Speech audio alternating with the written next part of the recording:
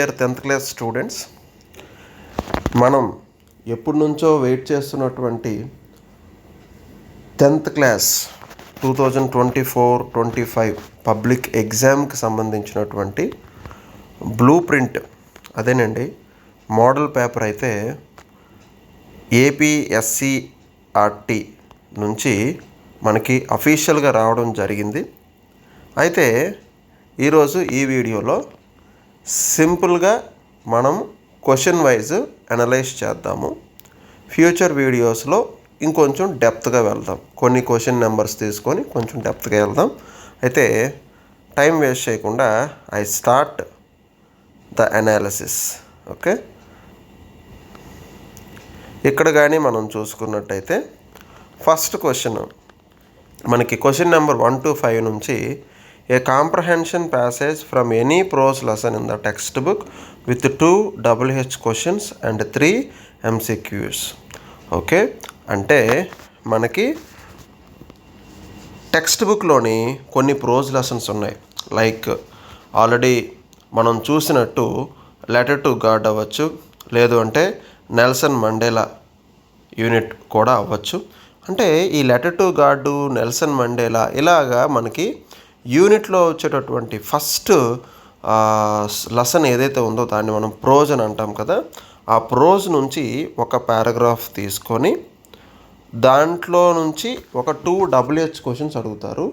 WH questions అంటే what, when, వేరు, which, how ఇలా వచ్చేటటువంటి 2 క్వశ్చన్స్, అలాగే 3 MCQs అంటే మల్టిపుల్ చాయిస్ క్వశ్చన్స్. ఓకే, అంటే ఒక క్వశ్చన్ ఇచ్చి 4 ఆప్షన్స్ ఇస్తారు, అందులో ఏది కరెక్ట్ ఆప్షన్ మనం చూస్ చేసుకోవాలి. ఇంతకుముందు 10th క్లాస్ పేపర్లో ఇది ఉంది. ఓకే, అలాగే the title of the lesson should be mentioned at the end of the passage. Of course ఇది కూడా ఉంది.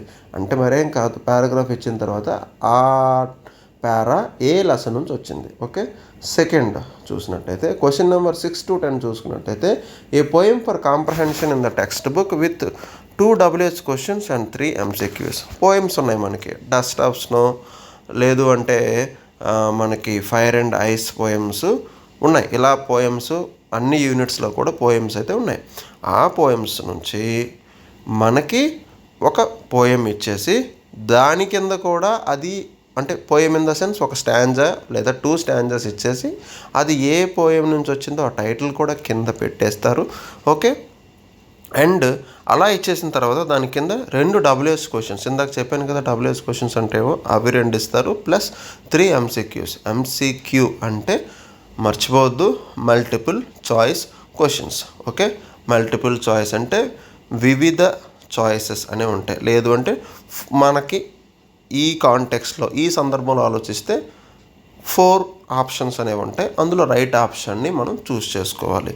ఓకే, 11 to 15 చూసుకుంటే a comprehension passage from any lesson in supplement reader with 5 MCQs, word limit 100 to 120 words. Okay, the title of the poem should be mentioned at the end of the lines. Of course ఇక్కడ కొంచెం mistake ఇచ్చినట్టున్నారు, చూద్దాం. అది ఏ comprehension అంటే mistake అంటే మరేం కాదు, title of the poem అన్నాడు, అక్కడ సప్లిమెంట్ రీడర్ అన్నారు, ఈ చిన్న కన్ఫ్యూజన్, మరి ఇంకేం కాదు. బట్ ఆ టైటిల్ ఆఫ్ ద పోయం అనే బదులు టైటిల్ ఆఫ్ ద లెసన్ అని ఉంటే బాగుండేది. బట్ ఓకే, ఇది ఒక ఎర్రర్ అనుకుందాము. Okay, A comprehension passage from any lesson in supplement reader అంటే మనకి సప్లిమెంట్ రీడర్ సెపరేట్గా ఇచ్చారు. ఆ సప్లిమెంట్ రీడర్ మనం చూసుకున్నట్టయితే ఫస్ట్ది triumph of surgery. Okay, so ఇలా సప్లిమెంట్ రీడర్ లెసన్స్ కూడా ఉన్నాయి. అందులో నుంచి ఒక పారాగ్రాఫ్ ప్యాసేజ్ ఇస్తాడు. ఆ ప్యాసేజ్ బేస్ చేసుకుని 5 క్వశ్చన్స్ ఇస్తాడు. ఇవి ఈజీగా ఉంటుంది, మనం చేసుకోవచ్చు. ఓకే, క్వశ్చన్ నెంబర్ 16 చూడండి. Reading data arranged in a tabular form, pie chart, bar chart or a tree diagram అంటే ఒక డేటాని టాబ్యులర్ ఫామ్లో కానీ, పై చార్ట్లో కానీ, బార్ చార్ట్లో కానీ, ట్రీ డయాగ్రామ్లో కానీ ఇస్తాడు. ఇచ్చేసి 5 క్వశ్చన్స్ ఉంటాయి. ఆ 5 క్వశ్చన్స్లో కూడా 2 WH క్వశ్చన్స్, 2 MCQs, అలాగే choosing A correct statement. And చూడండి, చూజింగ్ ఏ కరెక్ట్ స్టేట్మెంట్ అంటే ఒక క్వశ్చన్ ఇచ్చేసి ఒక 4 ఆప్షన్స్ ఇచ్చేసి ఆ 4 ఆప్షన్స్ ఆ పారాగ్రాఫ్ను బేస్ చేసుకొని ఏది కరెక్ట్గా 4 ఆప్షన్స్లో చెప్తుంది. ఆ 4 స్టేట్మెంట్స్లో ఏది కరెక్ట్ స్టేట్మెంట్ అది మనం చూసుకుంటే సరిపోతుంది. ఓకే, క్వశ్చన్ నెంబర్ 17 చూడండి. Reading A story, an incident or any scientific event and arranging the jumbled sentences in a meaningful order. Okay, వీటిని ఒక మీనింగ్ఫుల్ ఆర్డర్లో పెట్టాలి. అంటే ఏంటి, ఒక స్టోరీకి సంబంధించి కానీ, ఒక సైంటిఫిక్ ఈవెంట్, ఒక శాస్త్ర పరిశోధనకు సంబంధించి కానీ ఒక 5-6 సెంటెన్సెస్ ఇచ్చేసి దాన్ని ఆర్డర్లో పెట్టమంటాడు. అంతే, జస్ట్ దట్స్ ఆల్. ఓకే, ఒక ఆర్డర్లో పెట్టమంటాడు. ఏది ఫస్ట్ వస్తుంది, ఏది సెకండ్ వస్తుంది, ఒక ఆర్డర్లో పెట్టేస్తాం. ఇంతవరకు ఈజీ అమ్మ. మంచిగా చదువుకుంటే, ప్రాక్టీస్ మంచిగా చేసి, లెసన్స్ అన్నీ కూడా మంచిగా అర్థం చేసుకొని, ఓకే, మీరు కానీ చేసినట్టయితే మీ పాకెట్లో బెస్ట్ మార్క్స్ అనేవి పడతాయి. Okay, next section B, grammar and vocabulary. Already relative clauses first యూనిట్లో మనకి రిలేటివ్ క్లాజెస్ ఉన్నాయి, వాటి మీద ఉంటుంది. అలాగే యాక్టివ్ వాయిస్, ప్యాసివ్ వాయిస్ ఇది కూడా ఉంటుంది. Question number 19. క్వశ్చన్ నెంబర్ 20 చూసుకుంటే స్పీచ్ అన్నారు.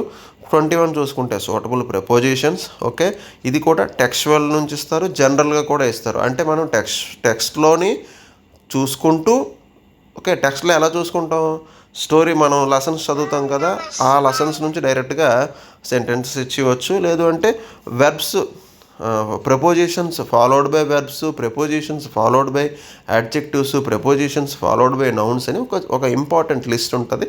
అది మనం చూసుకుంటూ ప్లస్ టెక్స్ట్ బుక్ చూసుకుంటే సరిపోతుంది. Edit A passage corrections under the underline parts అన్నాడు. ఓకే, ఒక పారాగ్రాఫ్ ఇచ్చి అందులో చిన్న చిన్న అండర్లైన్ చేస్తారు. ఇది అండర్లైన్ చేసిన పార్ట్ని మనం కరెక్షన్ చేయాలి. అంటే అది మిస్టేక్ ఉంటుంది, దాన్ని మనం కరెక్షన్ చేయాలి. ఇక్కడ ఏమన్నారు, వర్క్ బుక్ నుంచి ఇది ఇస్తారు. ఓకే, వర్క్ బుక్ నుంచి ఇస్తారు. అండ్ అన్సీన్, వేరే అన్సీన్ కూడా ఇవ్వచ్చు. Okay, next fill in the blanks with articles అన్నాడు. అంటే ఈ fill in the blanks with articles అనేసరికి మనకి ఆర్టికల్స్ ఉన్నాయన్నమాట. ఏంటి, ఏ అండ్ ద. ఓకే, వీటిని బేస్ చేసుకుని ఇస్తాడు. టెక్స్చువల్, జనరల్, టెక్స్ట్ నుంచి ఇవ్వచ్చు, జనరల్గా కూడా ఇవ్వచ్చు. ఇది very easy, no don't worry. Change into reported action in the past used to would. ఇది 6th యూనిట్లో ఉంది. ఓకే, ఇది కొంచెము న్యూ క్వశ్చన్ అనమాట. న్యూ క్వశ్చన్ ఎందుకనంటే ఎంతవరకు కూడా ఆల్మోస్ట్ మనకి ప్రీవియస్ 10th క్లాస్ పేపర్లో ఉన్నవే. ఇది న్యూ క్వశ్చన్. ఓకే, దీన్ని మనం ఎలా డీల్ చేయాలంటే యూజ్డ్ టుతో కానీ వుడ్, దీన్ని పాస్ట్ హ్యాబిచువల్ యాక్షన్స్ అని అంటారు. వీటిని మనము యూనిట్ 6 చెప్పుకునేటప్పుడు చూస్తాం. Okay, rewrite the sentences by using noun modifier. Okay, noun modifiers అని మనకి టెక్స్చువల్లో ఉంటాయి, జనరల్గా ఉంటాయి. అవి కొంచెం మనం చూసుకోవాలి. ఓకే, అలాగే giving advice using modal verbs or suggestion being on the given context. అంటే modal verbs can, could, may, might, shall, should, will, would ఇవి యూజ్ చేసుకొని మనము సజెషన్స్ ఇవ్వడము చేయాలి. ఓకే అదనమాట. Next advice, suggestion. ఇది కన్ఫ్యూజ్ అవ్వద్దు. అడ్వైస్ మీన్స్ ఆ అడ్వైస్లో మనం ఉండము. ఓకే, లైక్ ఫర్ ఎగ్జాంపుల్ మీ గ్రాండ్ ఫాదర్కి ట్యాబ్లెట్స్ తీసుకోండి అని చెప్పాలి.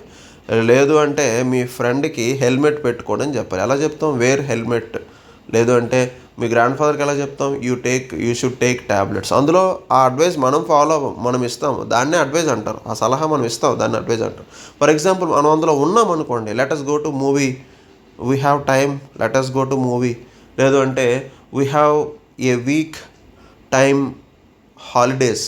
Okay, we have a week time holiday, let us plan a tour.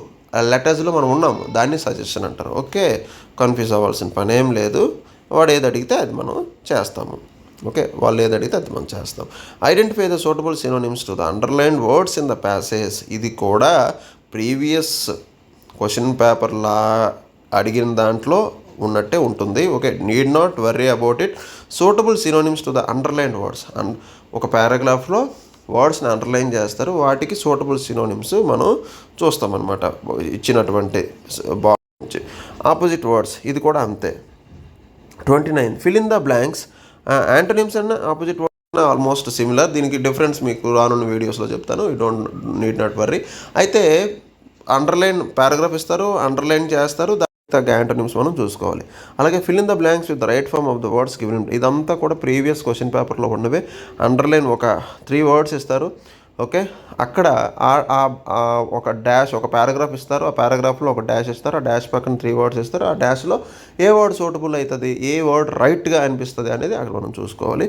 దీనికి మనం పార్ట్స్ ఆఫ్ స్పీచ్ కరెక్ట్గా ప్లాన్ చేసుకుంటే దేన్ని క్వాలిఫై చేస్తుంది ఏంటి అవన్నీ కూడా చూసుకుంటే సరిపోతుంది. Okay, need not worry about it. అలాగే completing the spelling of a word using prefixes or suffixes or inflections. Inflections అంటే మనం పదాల్లో చేసేటటువంటి మార్పులని ఇన్ఫ్లెక్షన్స్ అని అంటారు. ప్రిఫిక్సెస్ సఫిక్సెస్ అంటే మీకు ఆల్రెడీ ఒక ఐడియా ఉంటుంది, ఎందుకంటే మీ ప్రీవియస్ క్లాసెస్లో మీకు చెప్పుంటారు. Okay, yes. The words for spelling given in the context in the form of a sentences. The sentences should be taken from any prose lesson. ఇవన్నీ కూడా క్వశ్చన్ పేపర్ సెట్టర్కి ఇచ్చేటటువంటి గైడ్ లైన్స్ అనమాట. Okay, ఇది worry పనేం లేదు. Completing the spelling of a word using prefixes use అంటే ఒక word స్పెల్లింగ్ని suffixes use చేసి కానీ ప్రిఫిక్సెస్ యూజ్ చేసి కానీ కొన్ని ఇన్ఫ్లెక్షన్స్ మార్పులు చేంజెస్ చేసి కానీ ఫిలప్ చేయాలి, అంతే. Next, identify the wrongly spelled word అది వర్డ్ అని ఇచ్చాడు. Okay, and rewriting it correct spelling. రాంగ్గా ఒక వర్డ్ ఉంటుంది, ఒక సెట్ ఇస్తారు. రాంగ్లో ఒక వర్డ్ ఉంటుంది, ఆ సెట్లో 4 వర్డ్స్ ఉంటాయి. రాంగ్గా ఒక వర్డ్ ఉంటుంది, దాన్ని బయటికి తీసుకుని వచ్చి కరెక్ట్ చేసి అది అక్కడ రాయాలి. ఓకే, అందుకు గాను 2 మార్క్స్ ఉంటాయి. ఓకే, డిక్షనరీ స్కిల్స్, ఇది చాలా easy.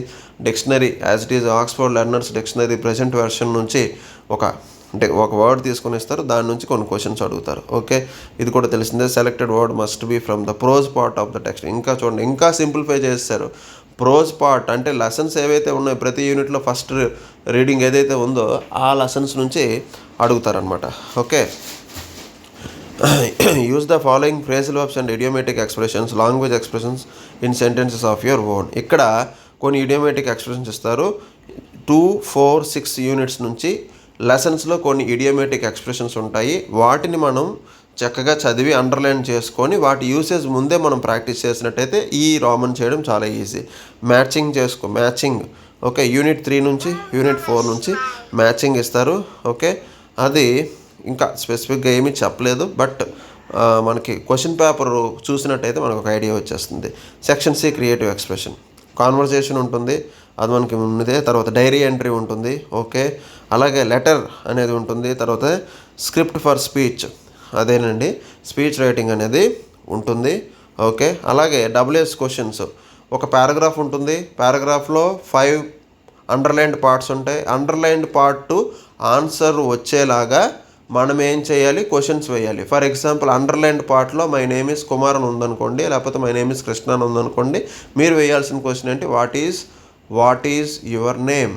Okay, what is your name అని క్వశ్చన్ వేయాలి. ఈ రకంగా ఉంటాయి. అంటే ఎంత సింపుల్గా ఉండవు, కొంచెం హార్డ్ అయితే ఉంటుంది, బట్ ప్రాక్టీస్ చేస్తే nothing is difficult. Okay, next information transfer. Okay, అడిచ్చినటువంటి tables, tree diagram, bar diagram, pie chart use చేసి అది చూసుకొని మీరు ఒక పారాగ్రాఫ్ అయితే రాయాలి. ఈ విధంగా మీకు 10th క్లాసు 2025లో జరిగేటటువంటి పబ్లిక్ ఎగ్జామ్లో పేపర్ అయితే ఇలా ఉంటుంది. దీన్ని బేస్ చేసుకొని ఉంటుంది. కాబట్టి వర్రీ అవ్వాల్సిన పనేమీ లేదు. ప్రాక్టీస్ చేస్తే ఏది డిఫికల్ట్ కాదమ్మా. మంచి మార్క్స్ తెచ్చుకోవడానికి ఛాన్స్ అనేది ఉంటుంది, బట్ కంటిన్యూస్గా కన్సిస్టెంట్గా డైలీ ప్రిపేర్ అవ్వాలి. All the best. Okay, and ఈ వీడియో మీకు నచ్చినట్టయితే లైక్ చేయండి, సబ్స్క్రైబ్ చేయండి and share it to your friends. Thank you.